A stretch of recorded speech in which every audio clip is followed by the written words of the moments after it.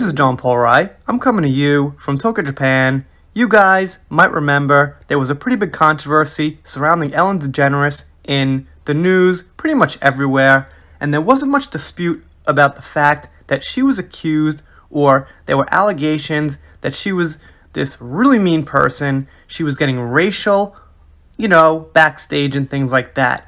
So you could call this kind of possibly the aftermath of that. Now, nothing actually happened. Her show wasn't canceled.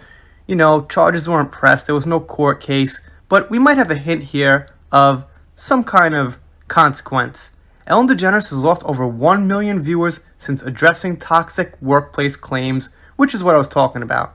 Basically, a bunch of people said there was racism, a lot of meanness, and, she was toxic. Now, me personally, at this point, I still am 50-50. I don't know. I could believe some of it, but then again, after all these years, I'm sure you're going to be mean to some people. So I'm pretty much neutral on this. I'm 50-50, but I'm open to ideas and being convinced. And I mean convinced of either way. So yeah, I'm on the fence basically. Let's keep going. Citing Nielsen ratings, the New York Times reports that the Ellen DeGeneres show has lost over 1 million viewers over the course of the show's 18th season. The program's latest season kicked off in September 2020 with an apology from the comedian about claims of a toxic workplace that marred the show over the summer. And once she apologizes, I guess it's a little fishy. I mean, if she apologizes, I guess there might be some truth to it.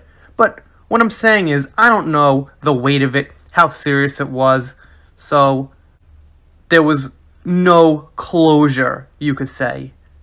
I learned that things happen here that never should have happened, DeGeneres said on the show at the time. I take that very seriously, and I want to say I'm so sorry to the people who were affected.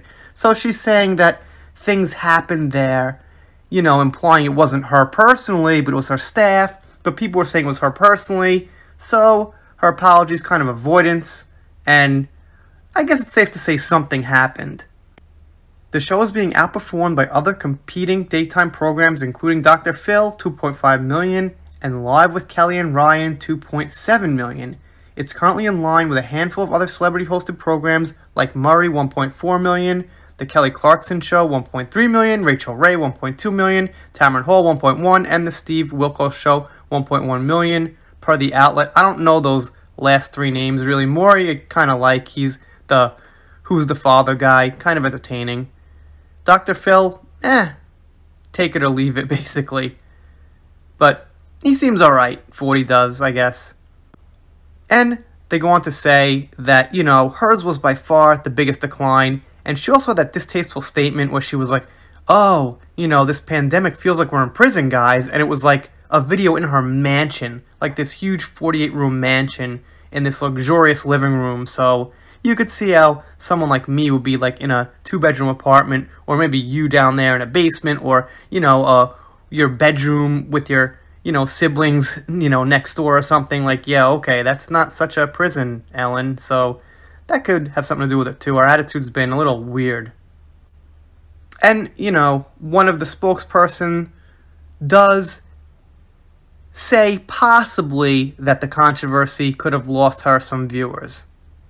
So they do address it as a possibility, and the fact that they're kind of saying, well, she offers an apology, it could be because of that, and yeah, it makes me think something happened. I just don't believe everything at face value what I hear about people in the media and on the news, even if it's someone I don't like so much. So I'll assume maybe she's like half as mean as people say. And here they go on to say that, yeah, it was her employees that reported there was racism and fear of intimidation on the set. And that very well could be. But of course, we don't know context. We don't know what they said to her. Did they spark it off or something? Like I said, it's going to be speculative, but it is interesting that she lost 1 million followers for her TV show. And I gotta say this, she has 78 million followers on Twitter, but a lot of her tweets only get like 1,000 to 4,000 likes on them. So, I don't know, man. If you had 78 million followers, wouldn't you be getting a little more than that? I know sometimes there are dead parts of the audience, people have stopped following you that are still, excuse me, let me explain better. There are still people still following your account on Twitter, but not actually looking at your Twitter account. So I'm sure some of those people are there too. Even so, that's abysmal for 78 million. So I was just thinking the day, like, does she really have that many followers? So that's kind of suspicious. So does her TV show actually really have that many viewers to lose? I don't know, I guess. But if you get my drift, sometimes the numbers that these people say they have don't add up. And I could see famous people, like Amber Heard, as you guys all know, kind of buffing numbers.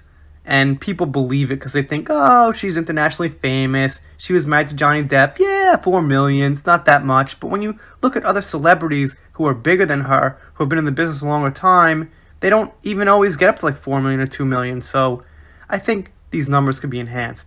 You guys, of course, let me know what you think down below. Doing shout-outs, special thanks. On this channel, if you follow me, you know I do Depp vs. Heard quite a bit, so want to mix it up a little more. Found this one to be interesting. And if you're still listening and you're not subscribed, consider it. If you don't subscribe, I'll be sad, but I'll get over it. See you next time.